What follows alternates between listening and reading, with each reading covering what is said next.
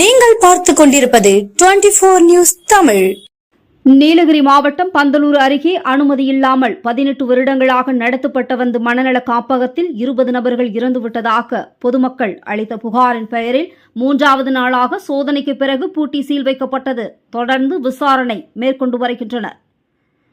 நீலகிரி மாவட்டம் பந்தலூர் அருகே உள்ள குந்தலாடி பகுதியில் கடந்த 1999ஆம் ஆண்டு 60 வயது மதிக்கத்தக்க மருத்துவர் அகஸ்டின் என்பவர் லவ்சோர் என்ற பெயரில் மனநல காப்பகம் நடத்தி வந்தார். இதில் 18 வருடங்களில் 20க்கும் மேற்பட்டோர் மர்மமான முறையில் இறந்துவிட்டதாகவும் இதுகுறித்து அனுமதியின்றி செயல்பட்டு வருவதாக பொதுமக்கள் அளித்த புகாரின் அடிப்படையில் மாவட்ட ஆட்சியர் அருணா உடனடி நடவடிக்கை மேற்கொண்டார்.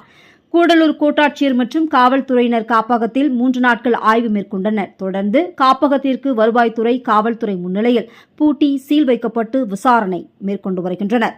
தற்போது அந்த காப்பகத்தில் 9 ஆண்கள், 4 பெண்கள் உட்பட 13 நபர்கள் உள்ள நிலையில் அவர்களை மீட்டு கோவையில் உள்ள அரசு காப்பகத்திற்கு பாதுகாப்பாக அனுப்பி வைக்கப்பட்டனர். இதனைத் தொடர்ந்து மாவட்ட ஆட்சியர் உத்தரவின்படி கோட்டாட்சியர் செந்தில்குமார், பந்தலூர் வட்டாட்சியர் கிருஷ்ணமூர்த்தி மற்றும் வட்டார மருத்துவ அலுவலர் கதிரவன், மனநல மருத்துவர்கள் விவேக் மற்றும் தேவாலா, துணை கண்காணிப்பாளர் சரவணன், மாவட்ட சமூக நலத்துறை அலுவலர் பிரவீணா தேவி, மாற்றுத்திறனாளிகள் துறை அதிகாரிகள் தொடர்ந்து விசாரணை மேற்கொண்டு வருகின்றனர்.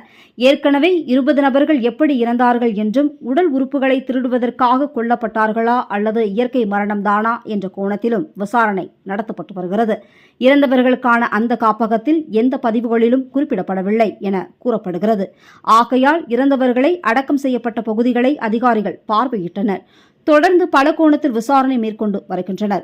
மருத்துவர் அகஸ்டின் இதுபோல் கேரளாவில் ஒரு காப்பகம் நடத்தி வருவதாகவும் அங்கும் விசாரணை மேற்கொள்ளப்படும் என அதிகாரிகள் தெரிவித்தனர். இதனால் அப்பகுதியில் பரபரப்பு நிலவுகிறது.